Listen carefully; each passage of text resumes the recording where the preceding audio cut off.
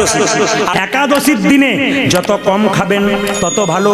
তাকান আমার দিকে, একটা পেটকে যদি 4 ভাগ করা যায়, প্রতিদিন সুস্থ থাকার নিয়ম। যারা বেশি খান মুটিয়ে যাচ্ছেন তারা ডায়েট করার দরকার নেই। কোন ডায়েট তাকাবেন? এই ভাগবত, শ্রীমদ্ ভাগবত গীতা এত সুন্দর শিক্ষা দিয়েছে, পড়বেন ভালো করে, এত সুন্দর লেখা আছে। যার আছে পুত্র, যার আছে তিনি পুত নামক নরক থেকে উদ্ধার হয়ে যান। তাহলে আপনার প্রশ্ন করবেন, প্রদীপ বাবু আপনি যে বলেন আপনার 2টো মেয়ে আছে, আপনার কি হবে? এই পুত্রদা একাদশীর কথা আপনাদের বলছি, মন দিয়ে শুনবেন মায়েরা যে যেখানে বসে আছেন। একজন রাজা ছিলেন উড়িষ্যাতে, ভদ্রাবতী বলে একটা জায়গায়। সেই রাজার নাম ছিল সুকেতু রাজা। নামটা কি বললাম মায়েরা? সুকেতু রাজা।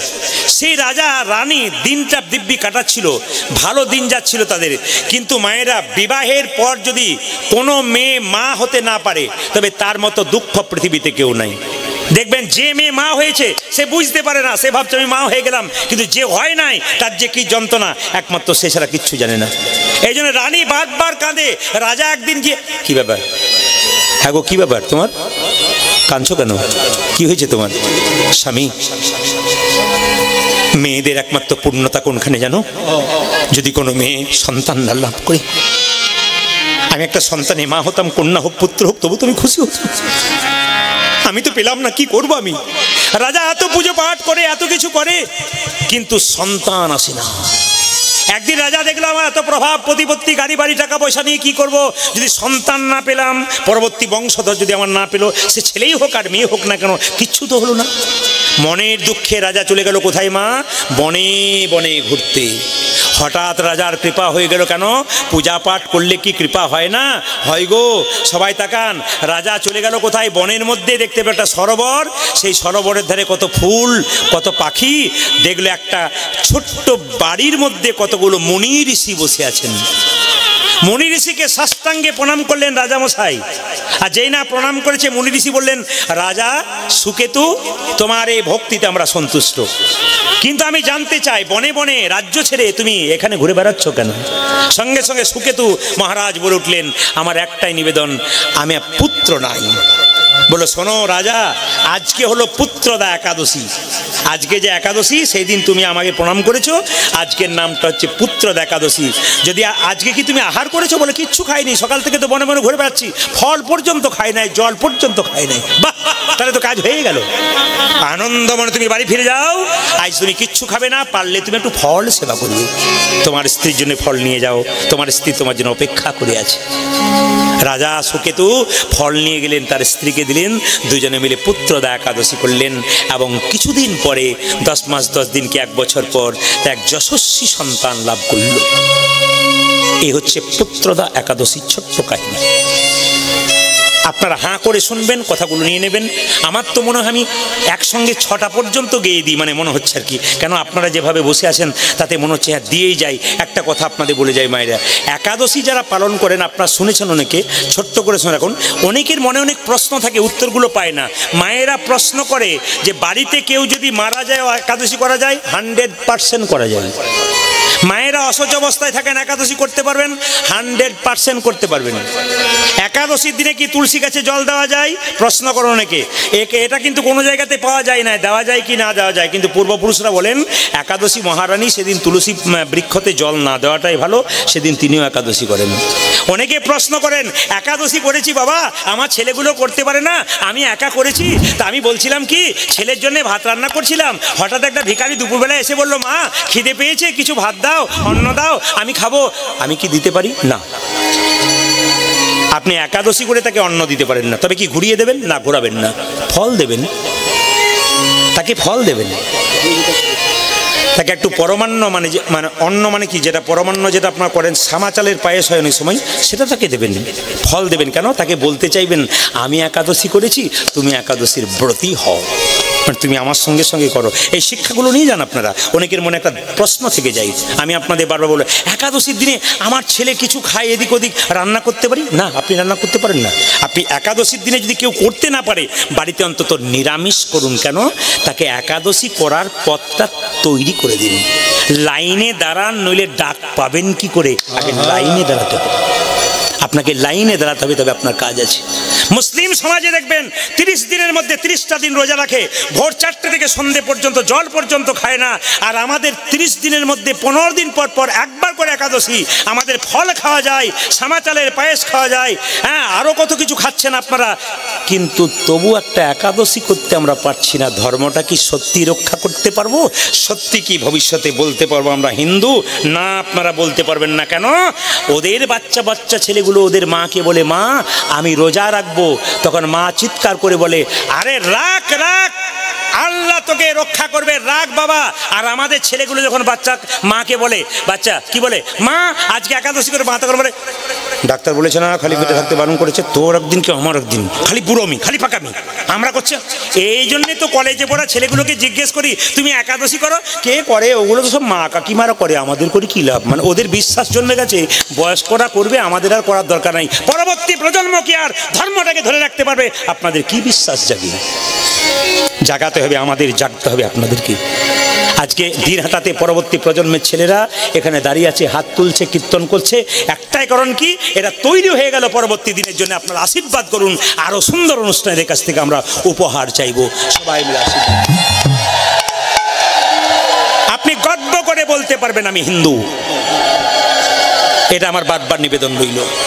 এই জন্য যে যেখানে বসে আছেন মায়েরা, সমস্ত ধর্মকে সমান সম্মান দেবেন, সব মানুষকে সম্মান দেবেন, সবাইকে ভালোবাসতে পারবেন, সম্প্রীতি বজায় রাখবেন, কারোর সঙ্গে কোনো বিবাদ নাই, সবার সঙ্গে সুবাদ রাখবেন, কিন্তু ধর্মটাকে রক্ষা করবেন, এটা আমার বিশেষ নিবেদন। এবার যারা বসে আছেন মন দিয়ে শুনবেন, আমি একটু আগে বললাম কিন্তু আপনারা উত্তর দিতে পারলে আমি খুব খুশি হব। যশোমতী মায়ের গুরুদেবের নাম কি ছিল মা? জোরে বলুন, জোরে বলুন। কি? কর্ণমুনি। বাহ, খুশি খুব। কর্ণমুনি একদিন এসে বলছে, বাবা যশোমতীকে কালকে একাদশী করেছি, তোর বাড়িতে সেবা করব। কর্ণমুনি বসে আছে, তাকাবেন মায়েরা, শাস্ত্র বলল ঘর বাড়ি ত্যাগ করে বলে কৃষ্ণ হরে হরে, তুং দিয়ে যাই বৃন্দাবন, বাড়ি ছেড়ে তো চলে গেছে, ঘর যে তার মনে আছে, এই ত্যাগে পাওয়া যায় না শ্রীনন্দের নন্দন। আপনি ঘর সংসার ত্যাগ করে বৃন্দাবনে চলে যাচ্ছেন, আপনি আলিপুরদুয়ার কিংবা কোচবিহারে দাঁড়িয়ে আছেন ট্রেন ধরবো বলে, মাঝখানে মনে পড়ে গেল মেয়েটার বিয়ে হয় নাই, ছেলেটার চাকরি হয় নাই, এইরকম পিছু টান যার আছে তার গোবিন্দ পাওয়ার সম্ভাবনা নাই। মায়েরা, পাকালা মাছ পাকে থাকে, তুলে দেখো পাকালা মাছকে, বড় হয়েছে সে পাক খেয়ে, কিন্তু পাকাল মাছের গায়ে কোনো পাকের দাগ লাগে নাই। 5 কেজি 10 কেজি পাকাল মাছ পাকের ভেতরে রইল, পাক খেয়ে বড় হলো, কিন্তু শরীরে কোনো পাকের দাগ লাগে নাই।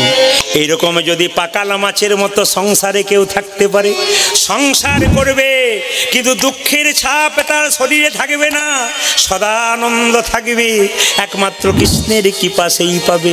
পদ্ম পাতা জলে ভাসে, যখনই বর্ষা আসে, বর্ষার জল লাগে পদ্ম পাতার গায়ে, তুলে দেখো পাতাখানা, পদ্মের গায়ে দাগ লাগে না।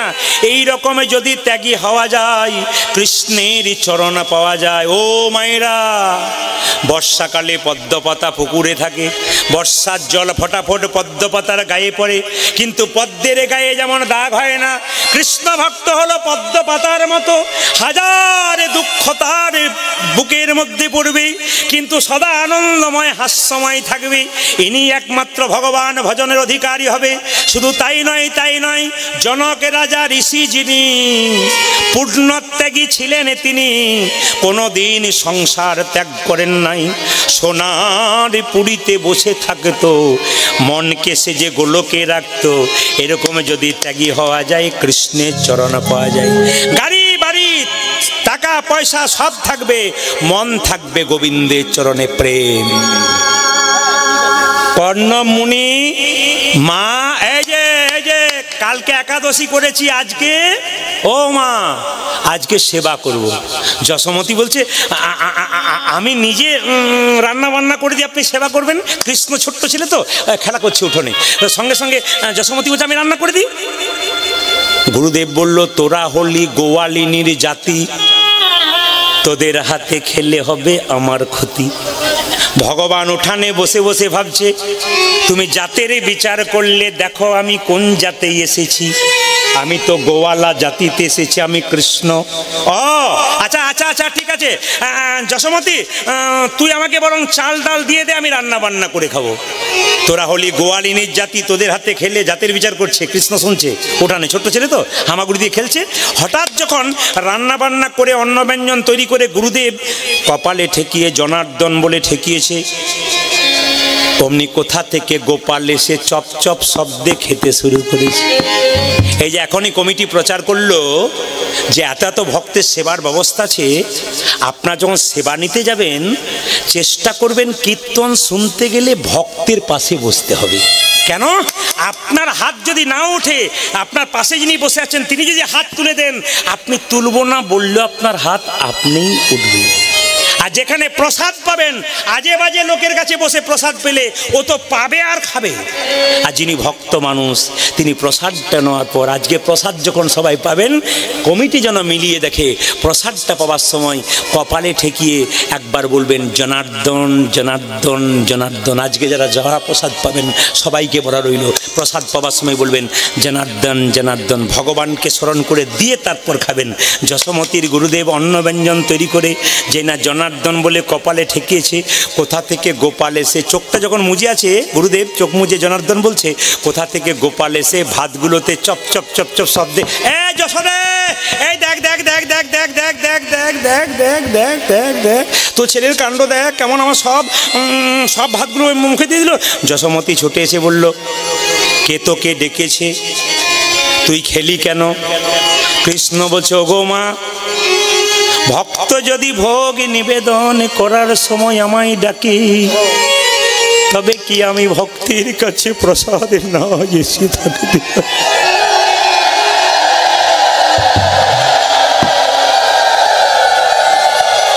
কৃষ্ণের বাবার নন্দ রাজার নবলক্ষ ধেনু ছিল, এত ননি ছিল, এত মাখন ছিল, খেয়ে খেয়ে শেষ করতে পারবে না। তবু ব্রজগোপীদের বাড়িতে ননি খেলো কেন? তাকাবেন, ননি দেবার আগে ব্রজগোপীরা কেঁদে কেঁদে বলতো, হে নবনী গোবিন্দ সেবা ইলে গো বলি। মায়েরা, ভক্ত যদি কাই মনে কোনো বাঞ্ছা করে, ভগবানের সাধ্য নাই তা বাঞ্ছা নাহি করে।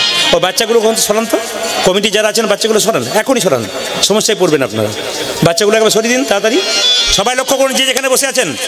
মায়েরা, যেই না বলেছে জনার্দন জনার্দন খেতে কে তোকে আসতে বললো, কে তোকে আসতে বললো? মায়েরা গোপালকে ধরেছে, আর গোপাল বলেছে ও আমায় ডাকলো কেন, না ডাকলে আমি আসতাম না। গোপালকে ধরে চুলের মুঠি ধরে তার মা কি করেছে দেখুন, ডান গালে এক চর মেরেছে আর বাঁ গালে এক চর মেরেছে। তত্ত্বগুলো শুনবেন, হীরার মতো কথা আমি আগে বললাম। ডান গালে এক চর, বাঁ গালে এক চর। ডান গালে মা যখন চর মেরেছে, কৃষ্ণ হাও মাও করে মা মা বলে কেঁদে উঠেছে, কিন্তু যখনই বাঁ গালে চরটা মেরেছে কৃষ্ণ হেসে উঠেছে।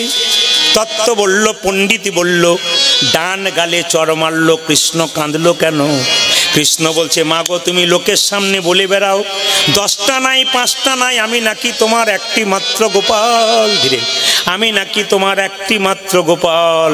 10টা নাই 5টা নাই, আমি তোমার একটি মাত্র গোপাল।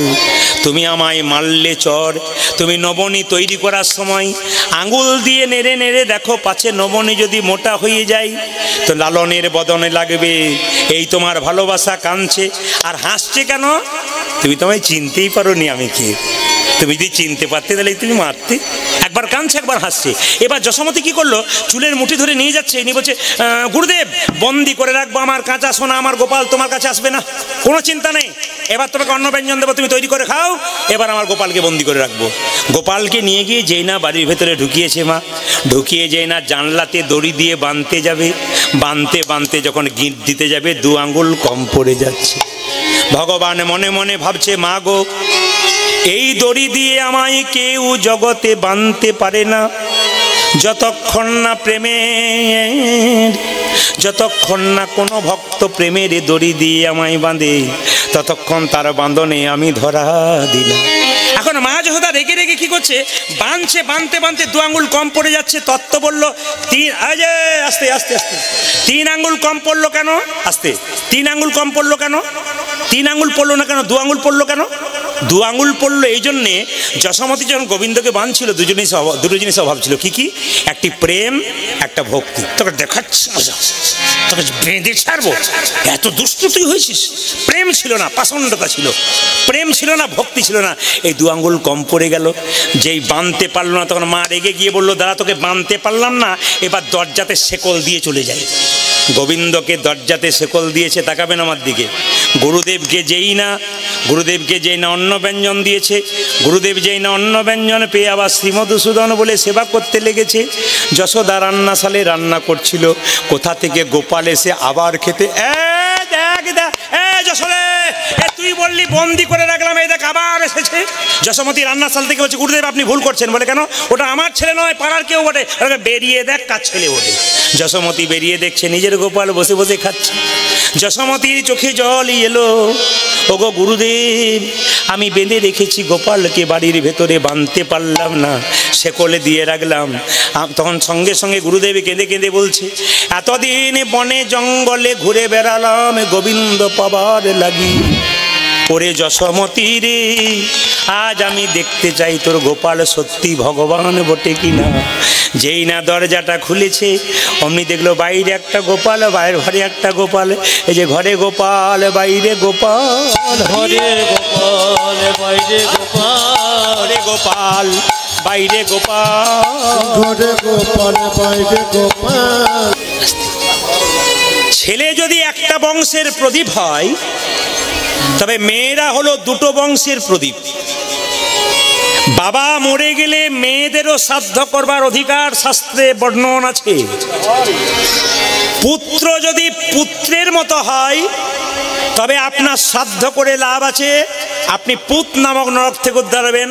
আর পুত্র যদি মূত্রের সমান হয়, তবে সে পুত্রের কোনো দাম নাই। আস্তে শব্দ নয়, যে যেখানে বসে আছেন মন দিয়ে শুনে নিন। চন্দ্রধ্বজ রাজা, তাকাবেন, এই রাজার নাম ছিল, ও মাসি, ও মাসি, বাবা একাই আপনি দম বন্ধ করে দিলেন সবার। চুপচাপ বসে যান, জায়গা নেই, বাবার পাশে বসুন, কোনো অসুবিধা নেই। তাকান আমার দিকে। কি বললাম? সাপের মাথায় কৃষ্ণ নেচেছিল। এই সাপটি পূর্বজন্মে কে ছিল? চন্দ্রধ্বজ রাজা। কেন সে রাজা হয়ে সাপ হলো? বৈষ্ণবের অভিশাপ।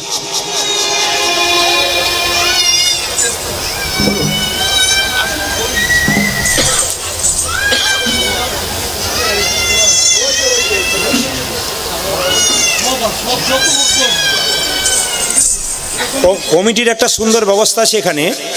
কীর্তন শেষে আপনারা সকলে এখানে অন্নপ্রসাদ পেয়ে যাবেন।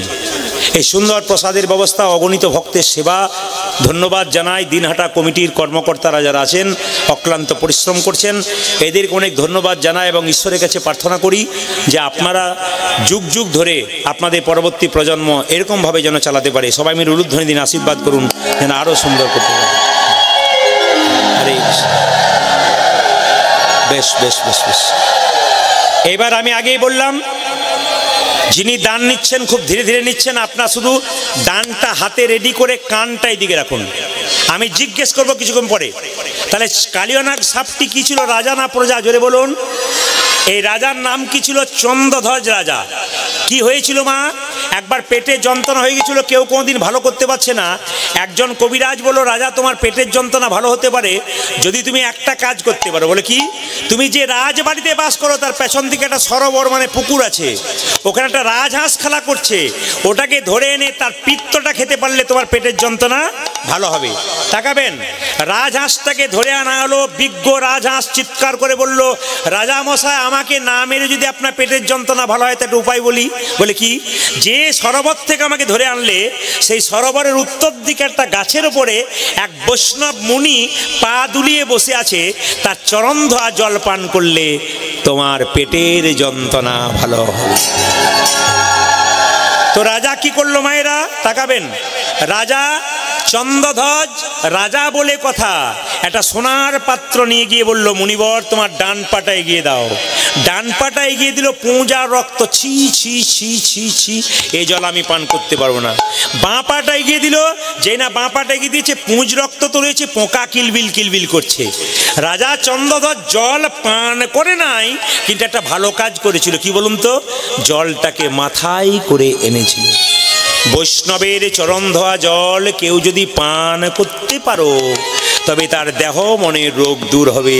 শুধু তাই নয়, যদি কেউ পান করতে না পারো, মাথায় ঠেকাতে পারো, তারও বিরাট লাভ আছে।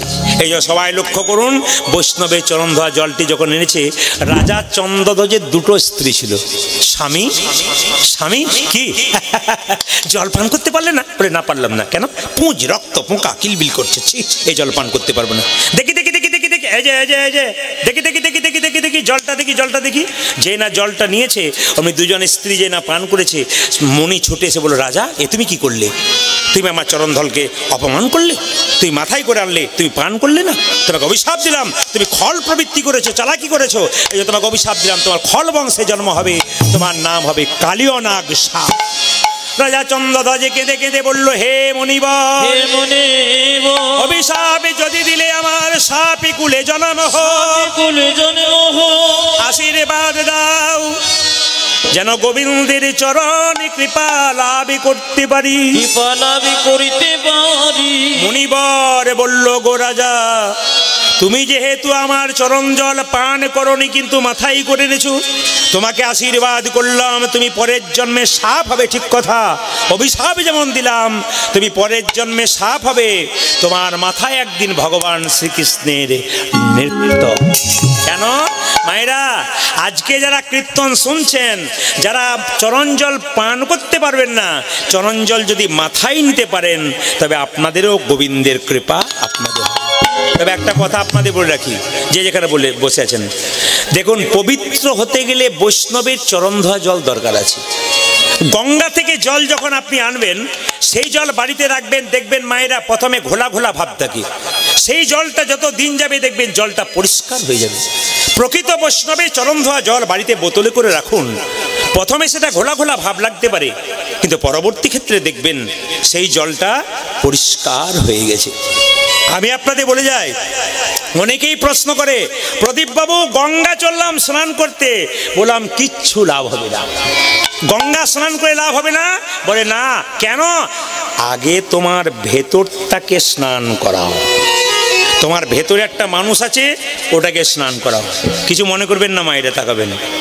দিনহাটা যখনই ঢুকবো, তখন কিছুক্ষণ আগে একজন লোককে জিজ্ঞেস করা হলো, মানে দিনহাটা যখন আমি ট্রেন থেকে নামছি, প্রবীরদা বা তার ভক্তগণ আমাকে আনতে গেছেন, তখন জিজ্ঞেস করলাম, এটাই কি আলিপুরদুয়ার? মানে কোথায় নেমেছিলাম যেন? হ্যাঁ, আলিপুরদুয়ারে নেমেছিলাম। তো এটা কি আলিপুরদুয়ার? তো না, একজনকে জিজ্ঞেস করছি, তো একজন বলছে বলতে পারবো না, মানে জেনেও না। আবার একজনকে বললাম, এটা কি আলিপুর? হ্যাঁ হ্যাঁ দাদা, এটাই তো। তাহলে একই মানুষ, তফাৎ দেখুন। আমি আপনাদের বলতে চাই, আপনার ক নম্বরটা হতে চান, 1 নম্বরটা না 2 নম্বরটা? আপনারা 2 নম্বরটা হতে চান নাকি? না না, 2 নম্বরটা, যেটাতে বললো হ্যাঁ হ্যাঁ এইটাই তো, এটাই তো, এটাই তো। আমি বলে রাখি, গঙ্গা জলে স্নান করলে যদি দেহ পবিত্র হতো, তাহলে মনে রাখুন আপনারা, গঙ্গার ধারে ধারে কত বাড়ি আছে, প্রতিদিন 6 বার করে ডুব দেয়। মদ ছাড়তে পেরেছে? বিড়ি ছাড়তে পেরেছে? আরো বেশি করে খাচ্ছে। তাহলে প্রশ্ন করবেন, গঙ্গায় স্নান করব না? মায়েরা, গঙ্গায় স্নান করবেন, একটা পরীক্ষা করে নেবেন। গঙ্গায় স্নান করতে গিয়ে 1 বোতল নোংরা জল বোতলে নিয়ে গিয়ে গঙ্গা জলের ভেতরে ডুবিয়ে রাখবেন। 7 দিন পরে বোতলটাকে তুলে ওই জলটাকে খাবেন। খেতে পারবেন? কেন বলুন তো? যে নোংরাটা ভেতরে ছিল সেইটাই রইল, বাইরেটা শুধু গঙ্গার জলে ধোয়া হলো। আপনার বাইরেটা শুধু গঙ্গার জলে ধোয়া হলো, কিন্তু ভেতরের নোংরাটা আপনার পরিষ্কার হলো না। আগে ভেতরের নোংরা পরিষ্কার করে দিন, তারপর গঙ্গায় স্নান করুন, দেখুন আপনার সব ভালো হয়ে যাবে। মায়েরা, এই কালিয়নাগকে কৃষ্ণ যেদিন দমন করেছিল সেদিন দাদা বলাইয়ের জন্মদিন ছিল। আর সেই দিন আশ্চর্যের ব্যাপার, দাদা বলাই কিন্তু কৃষ্ণের সঙ্গে যায় নাই। পদকর্তা বর্ণনা করলেন সেই কালিয়নাগ রাজা চন্দ্রধ্বজ কোথায় রইলেন, যদি বৃন্দাবনে যান তাহলে কালিদহ হ্রদে কালিয়নাগ বাস করে। পদকর্তা বর্ণনা করলেন কি, মায়েরা, কৃষ্ণ যেখানে বৃন্দাবনে বাস করে সেখানে কালিদহ হ্রদ আছে, সেখানে কালিয়নাগ সাপ থাকে। এত বিষ ঢালতে শুরু করেছে বিষের বাতাসে, পাখিরা আকাশে উঠতে উঠতে অচৈতন্য হয়ে মরে যাচ্ছে। সেই পথ দিয়ে কোনো পশু পেরিয়ে গেলে তারাও পর্যন্ত বিষের জ্বালায় ছটপট ছটপট করে মরছে। এই দিয়ে তাকাবেন যে যেখানে বসে আছেন মায়েরা, আমি একটু আগে আপনাদের বললাম যে দিনহাটা এলাকাতে আপনাদের সেরকম পুকুর আছে কিনা জানি না, কিন্তু আমাদের ওদিকে কিছু পুকুর আছে, এখানে পদ্ম ফুল থাকে। তো সেই পদ্ম ফুল যে পুকুরে থাকে সেখানে একটা সাপ থাকে, সাপটার নাম পদ্মনাগ। আমরা আগে ছোটদের শুনতাম যে পদ্ম ফুল তুলতে গিয়ে পদ্মনাগের সাপে কামড়ে ওখানেই মরে গেছে। তার এখন প্রশ্ন হচ্ছে, যে পুকুরে পদ্ম ফুল থাকে ওখানে পদ্মনাগ সাপ থাকে, ওই জলটা তো বিষ হয় না? তাকাবেন, ওই জলটা তো বিষ হয় না, তাহলে এই জলটা বিষ হয়ে গেল কেন? কালিন্দির কালো জলে কৃষ্ণ থাকে, কালিয়নাগ থেকে ওই জলটা কেন কালো হয়ে বিষ হয়ে গেল? একটাই কারণ। কি কারণ? কুরুক্ষেত্রের যুদ্ধে কৃষ্ণ জয়লাভ করার পর সবাইকে সব কিছু দিয়েছিল। কালিয়নাগ কেঁদে কেঁদে বলেছিল, প্রভু আমাকে উদ্ধার করো। ভগবান উদ্ধার করেনি। তখন কালিয়নাগ মনে মনে ভাবলো, প্রেম করে তোমার সঙ্গে কেউ যদি না পায়, তোমার সঙ্গে শত্রুতা করতে হবে। এমন বিষ ঢালতে শুরু করলো, মনে মনে ভাবলো পশু পাখি যখন মরবে, মরবার আগে তোমাকে ডাকবে, আর তোমাকে ডাকলে তুমি এখানে ছুটে আসবে, আমাকে কোথাও যেতে হবে না, আমি এখানে বসেই তোমার চরণ লাভ করব। যাকে আপনারা সাপ দেখছেন উনি কিন্তু অভক্ত নন, উনি আসলে ভক্ত, ভগবানকে পাবার চেষ্টা এই কথাটা করছেন। মায়েরা সবাই লক্ষ্য করুন, পদকর্তা পদের মাধ্যমে বর্ণনা করছেন যে ওই পদ দিয়ে কোনো পশু পাখি পেরিয়ে গেলে তার কি অবস্থা হয়। তাহারয়ু পরে বাই,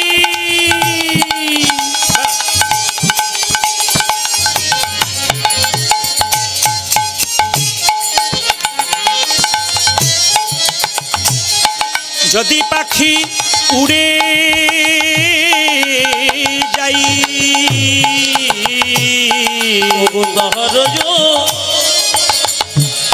উপরে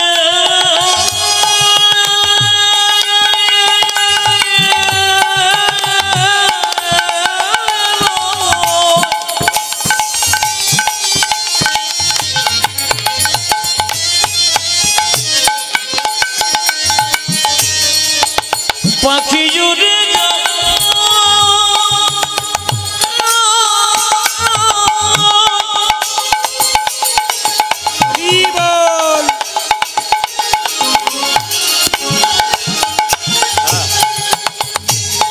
পাখি উড়ে যায়,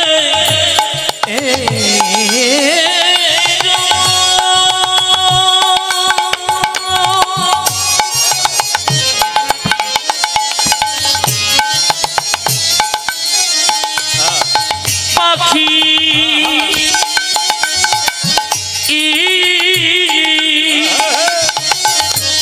উড়ে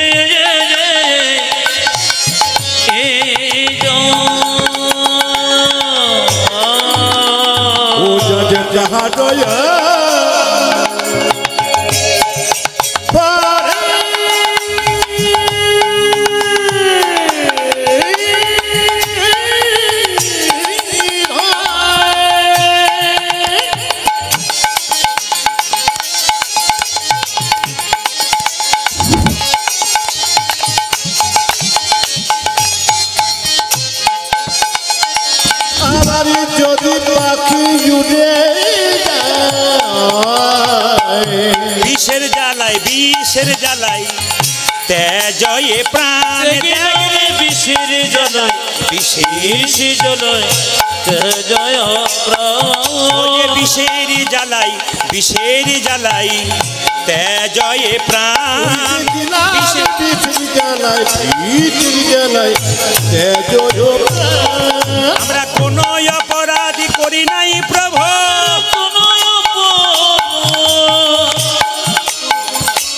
করি নাই প্রভু, আমরা কোনো অপরাধী করি নাই প্রভু,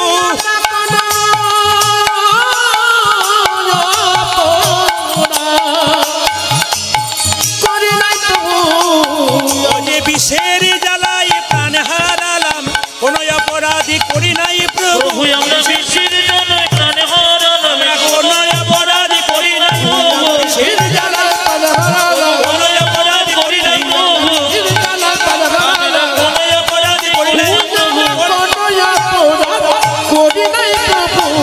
আজ বিষের জ্বালায় বিষের জ্বালায় জয় মায়েরা, ভগবান শ্রীকৃষ্ণ কি করছে? পাখিগুলো মরবার আগে, পশুগুলো মরবার আগে ভগবানকে কেঁদে কেঁদে করজোরে বলছে, প্রভু বৃন্দাবনে বাস করলাম ভাগ্য ফলে, বৃন্দাবনে গাছের ফল খেলাম, নদীর জল পান করলাম, আমাদের এত কষ্ট কেন? মায়েরা, ভক্ত যদি কাই মনে কোনো বাঞ্ছা করে, ভগবানের সাধ্য নাই সেই বাঞ্ছা নাহি পুরে। ভক্ত যখন এভাবে কাঁদছে, সবাই শুনবেন, ভক্তের সব কিছু সইতে পারে, দুটো জিনিস ভগবান সইতে পারে না, সবাই জানেন, একটি অহংকার, একটি চোখের জল। সঙ্গে সঙ্গে ভগবান বললেন, কালিয়নাগ তোমার এত প্রতাপ, আমার ভক্তকে তুমি কষ্ট দাও, দাঁড়াও, আজকে আমার দাদা বলাইয়ের জন্মদিন, আমি জানি মা আমাকে যেতে দেবে না ঘর থেকে, তবু আমি মায়ের কাছ থেকে ছলা কলা করে বেরোবো। আজকে দাদা বলাই থাকলে কালিয়নাগকে দমন করতে পারবো না, আজ আমি গোষ্ঠে যাব, কিন্তু মায়ের অনুমতি নিয়ে যাব।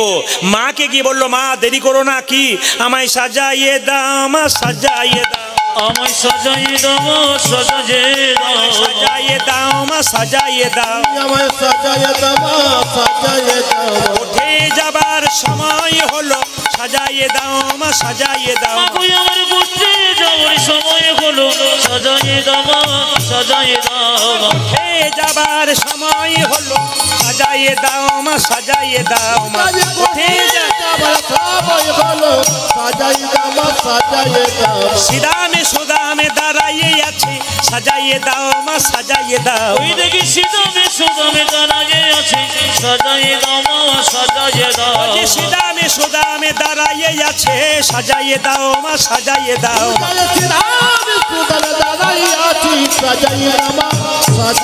আমার উঠে যাবার সময় হলো, সাজাইয়ে দাও, মা সাজাইয়ে দাও, ওই আমার বুঝতে যাওয়ার সময় হলো, সাজাইয়ে দাও, সাজাইয়ে দাও, আমার আর যে ধৈর্য ধরে নামা, সাজাইয়ে দাও, মা সাজাইয়ে দাও, মা